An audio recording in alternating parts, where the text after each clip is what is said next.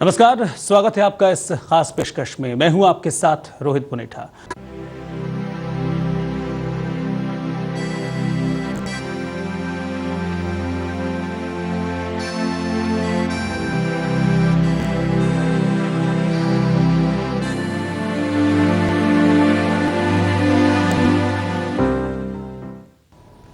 खुद को इस भीड़ में तन्हा नहीं होने देंगे, माँ तुझे हम अभी बूढ़ा नहीं होने देंगे। किसी शायर ने ये लिखते हुए शायद उस बुजुर्ग महिला के दर्द का एहसास किया होगा जो बूढ़ी होते ही तन्हा हो गई। जी हाँ, तरक्की के शोर और चकाचौंध में डूबी देश की राजधानी से कोई बिछड़ता जा रहा है। जो कल तक अपनों के बीच थी, वो आज बहुत अकेली हो चुकी है। वक्त के साथ बुढ़ापा क्या आया, हर खुशी हर सहारा अपने साथ ले गया।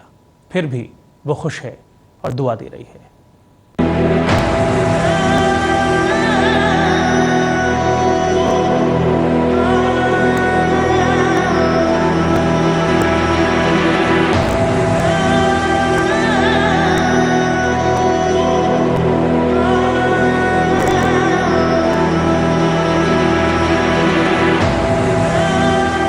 लबों पे उसके कभी बद्दुआ नहीं होती, बस एक माँ है जो कभी खफा नहीं होती।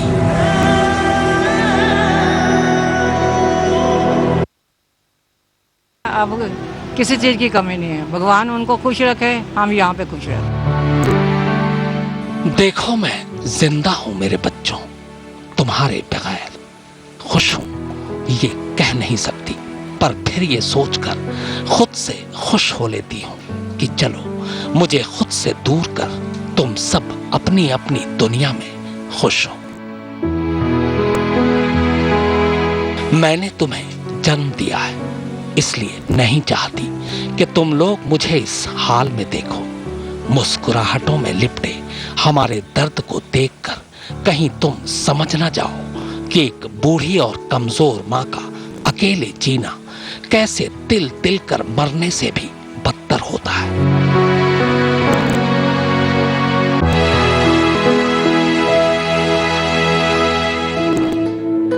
मुझे पता है मेरे बच्चों, अब तुम लोग बड़े हो चुके हो। तुम्हारी तेज रफ्तार तरक्की पसंद दुनिया में शायद हम जैसी बूढ़ी और बेकार माँओं के लिए कोई जगह नहीं है। पर एक बात कहूं, जब तुम भी हमारी इस उम्र में पहुंचोगे तो तुम्हें भी एहसास हो जाएगा कि कितनी तकलीफें उठाकर 9 महीने अपना खून पिलाकर जिसे इस दुनिया में आने के लायक बनाया, वही जब बड़ा होकर बूढ़े माँ बाप को अपनी दुनिया से निकाल कर फेंक दे तो कैसे दिल सीने में घुट कर रह जाता है। नहीं बेटे, घर तो घर होता है, आश्रम आश्रम होता है। तुम ये न समझना कि हम कभी तुमसे नफरत करेंगे। हम जानते हैं कि तुम्हारी जिंदगी की खुशियां अब कुछ और हैं। हम तो इस लायक भी नहीं कि तुम्हारी उस खुशी का पैबंद भी बन सके।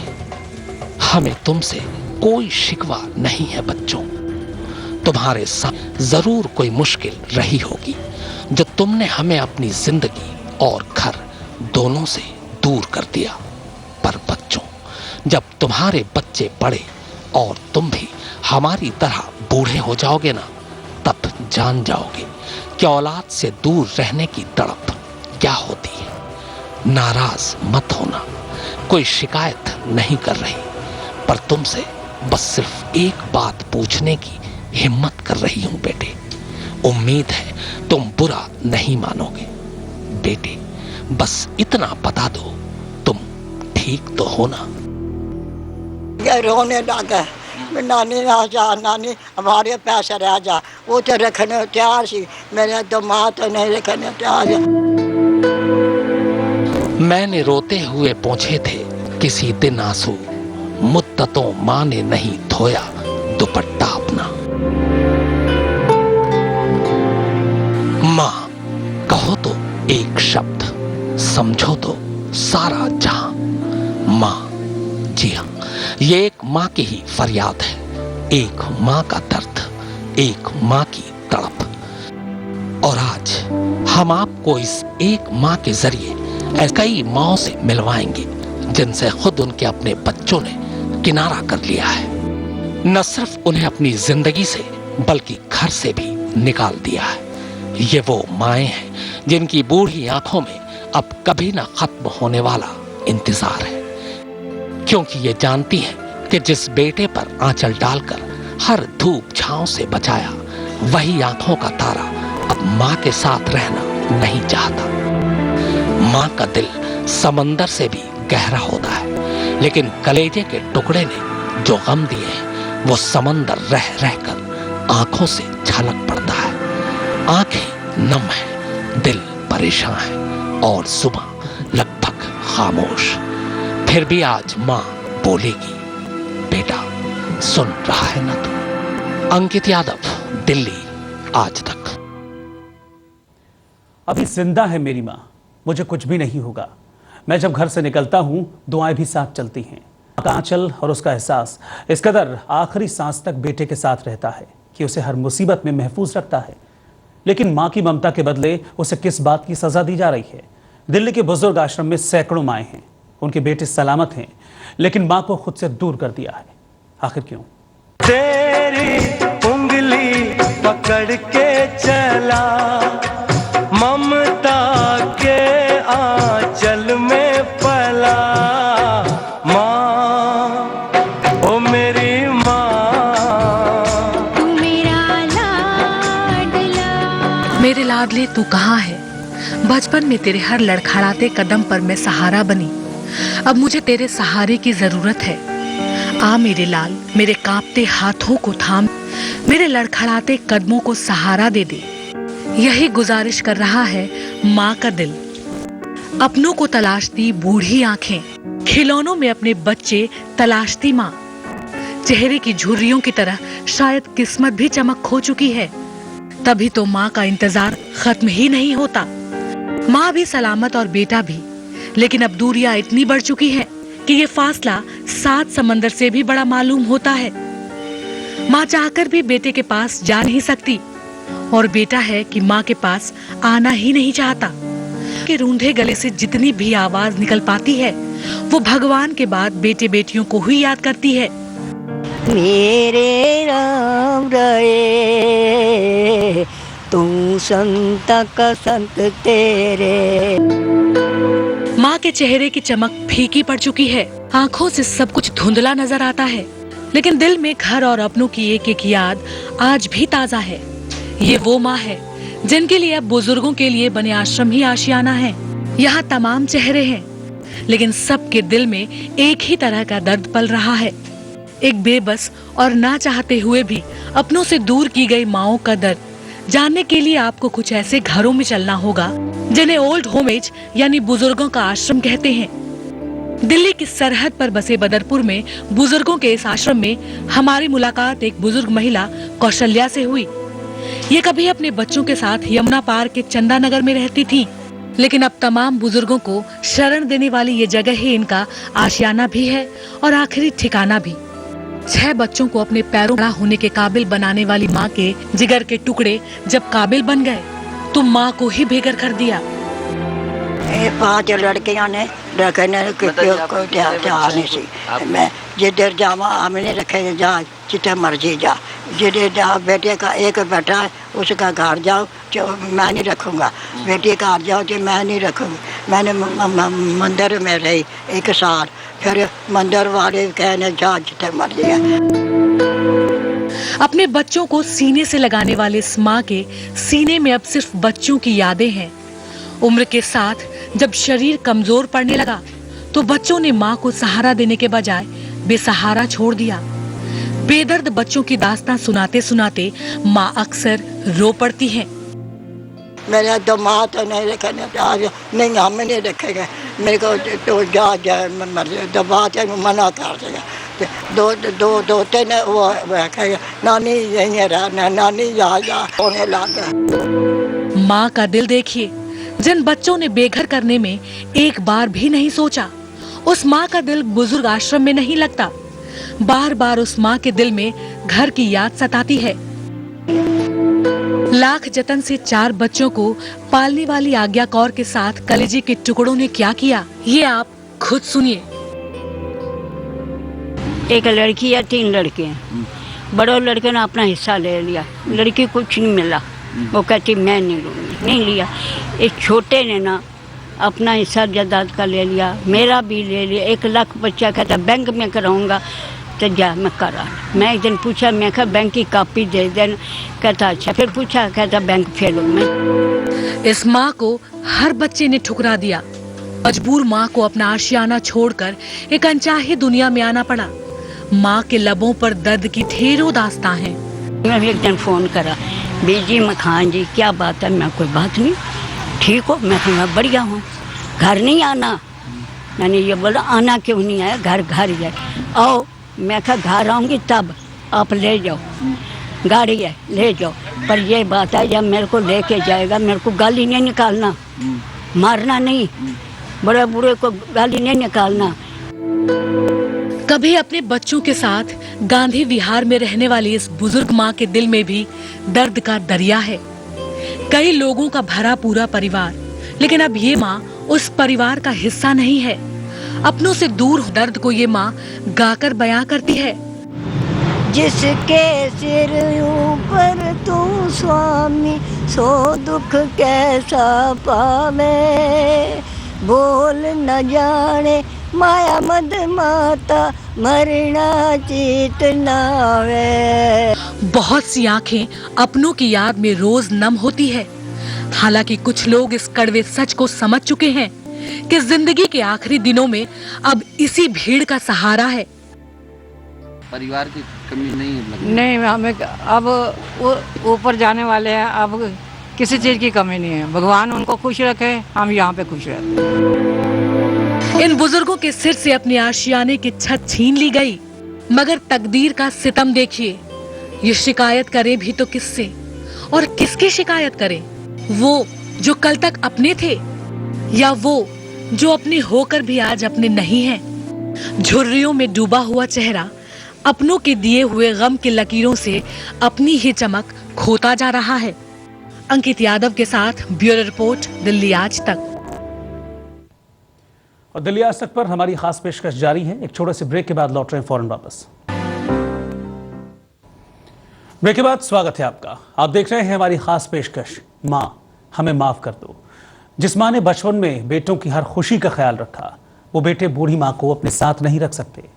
माँ से उसका आंगन, उसकी खुशी और उसका सहारा सब कुछ छीन लिया गया। बुजुर्गों पर आखिर ये सितम क्यों? हंसती मुस्कुराती जिंदगी में खामोश कदमों के साथ बुढ़ापा क्या आया। हर खुशी दूर होती गई, इतनी दूर कि अब सिर्फ बुढ़ापा साथ बचा है और अपनों से दूरियां। ये बूढ़ी आंखें हर रोज इस ईद में हर किसी का चेहरा देखती हैं कि शायद कोई अपना आएगा, लेकिन माँ बाप को खुद से दूर करने वालों का दिल शायद पत्थर का हो चुका है। बुजुर्ग आश्रम में यूं तो किसी से अपना दर्द नहीं बताता, लेकिन जब भी कोई इनके दिलों में झांक कर देखता है तो अपनों का दिया हुआ हर गम, हर सितम जुबान पर आ जाता है। मतलब हालत हो गई, मेरे को भी यही रहना पड़ेगा। बहुत दुनिया बदल गई, अब तो बहुत आगे चली गई। पता नहीं कहाँ जाऊंगी, मर के पता नहीं चली जाऊंगी और कहाँ जाऊंगी। दिल्ली एनसीआर में कई बुजुर्ग आश्रम हैं। कुछ की सूरत बदहाल है तो कुछ आश्रम देखने में किसी अच्छे घर जैसे लगते हैं, लेकिन इनकी दीवारों के पीछे भी दर्द की वही दास्तां कैद है जो दूसरे बेघर बुजुर्ग सुनाते हैं। नोएडा सेक्टर 55 में बना ये आनंद निकेतन उन बुजुर्गों का आशियाना है जिनकी दुनिया अब इसी के दायरे में सिमट कर रह गई है। यहाँ उन घरों के बुजुर्ग रहते हैं जिनके बच्चों ने हर तरह की सुविधा देने के नाम पर उन्हें खुद से दूर कर दिया है। बच्चे हर महीने हजारों रुपए खर्च करके अपने माता पिता को बुजुर्ग आश्रम में रखते हैं, शायद इसलिए क्योंकि उनका घर छोटा नहीं है बल्कि दिल सिमट चुके हैं और उनके दिलों में माँ बाप के लिए शायद कोई जगह नहीं बची है। यहाँ रहने वाले बुजुर्गों को देखकर पहली नजर में कोई नहीं कह सकता कि इन्हें कोई तकलीफ है, लेकिन हर सुख सुविधा हासिल होने के बावजूद इनके दिल का दर्द ना तो कम हुआ है और ना ही दूर हुआ है। हाँ, बच्चे क्या बेटा बेटी पोता पोती नाती नहीं, एकदम पूरा रावण परिवार। बहुत किसी चीज की शिकायत कोई शिकायत नहीं है। अपने पर शिकायत है। मेरे में क्या कमी है? सुना आपने? क्या माँ की ये अल्फाज सुनकर बेटों का दिल नहीं कांपता? माँ का दिल अपने बच्चों से नहीं बल्कि खुद से ये पूछ रहा है कि शायद उसके अंदर ही कोई कमी है जो बेटे उसे अपने साथ नहीं रख सके।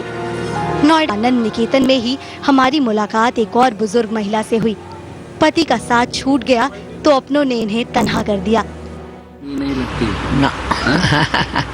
खुद तो यार नहीं, ठीक है, बढ़िया।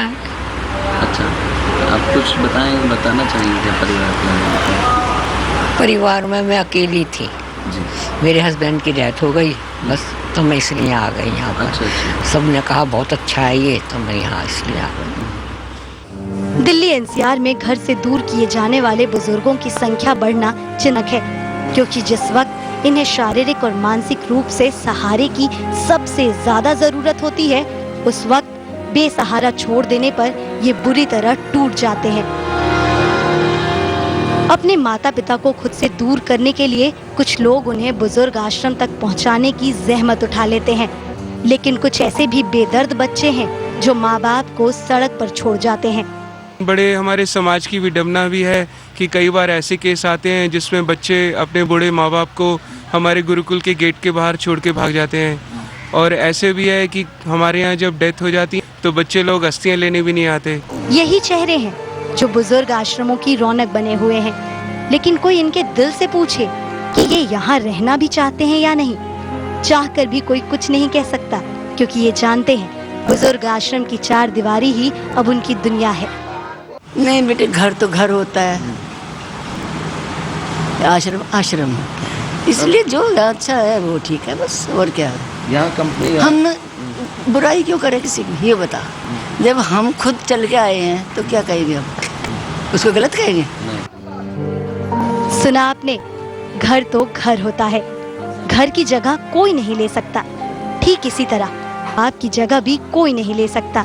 फिर भी उनके अरमानों का गला घोंटकर उनकी जगह हमेशा के लिए बदल दी जाती है।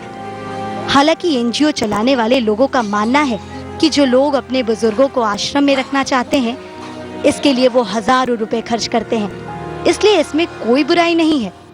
जिंदगी के आखिरी कुछ वर्ष जो हैं और जो अकेलापन है उन्हें स्वीकार करें और आए और यहाँ पर अपने उम्र के लोगों के साथ मान सम्मान के साथ और शांतिपूर्वक रहें। दरअसल बुराई बुजुर्ग आश्रम में नहीं बल्कि उस नीयत में है जिसके लाचार बुजुर्गों को अपने ही आंखों से अपने दूर कर देते हैं। अंकित यादव के साथ ब्यूरो रिपोर्ट, दिल्ली आज तक। छोटे से ब्रेक के लिए यहाँ पर रुक रहे हैं, ये खास पेशकश जारी है। क्या हम इतने बड़े कि बुजुर्ग माता पिता हमारे साथ नहीं रह सकते? हमारे दिल इतने छोटे हो गए हैं कि उसमें अपने माता पिता के लिए भी जगह नहीं है? क्या हमारे घर आंगन में माँ और बाबूजी के लिए कोई जगह नहीं है? मेट्रो शहरों की सूरत क्या बदली? बुजुर्गों को बेघर करने का सिलसिला भी रफ्तार पकड़ने लगा। आखिर बुजुर्गों के इस दर्द की दवा क्या है? अपनों को खुद से दूर क्यों किया जा रहा है? बच्चों को ये लगी जो पेरेंट्स हैं वो उन पर भार है, जो कि बिल्कुल एक तरह से हमें कहा जाए कि इस तरह सोचनी भी नहीं चाहिए, क्योंकि बच्चों को ये समझना चाहिए कि कल को वो भी बुढ़ापे में आएंगे। देखिए, इसमें जो चेंजेस आ रहे हैं उसमें क्या हो रहा है कि सेल्फ सेंटर्ड हो रहे हैं हम लोग। समाज में आई मी माई सेल्फ वाली जनरेशन बनती जा रही है। क्या तरक्की की चाहत इतनी जरूरी है कि उसके लिए अपने बुजुर्गों का साथ छोड़ना पड़े? सवाल ये है कि क्या सिर्फ एक कानून बुजुर्गों का दर्द दूर कर सकता है? नहीं।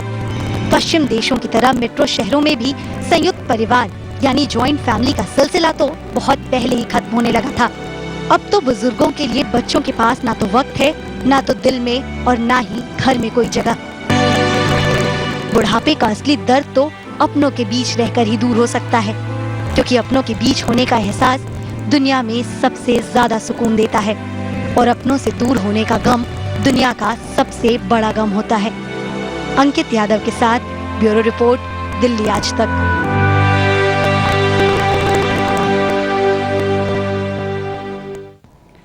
और हमारी इस खास पेशकश में फिलहाल इतना ही। आप बने रहिए दिल्ली आज तक के साथ। नमस्कार।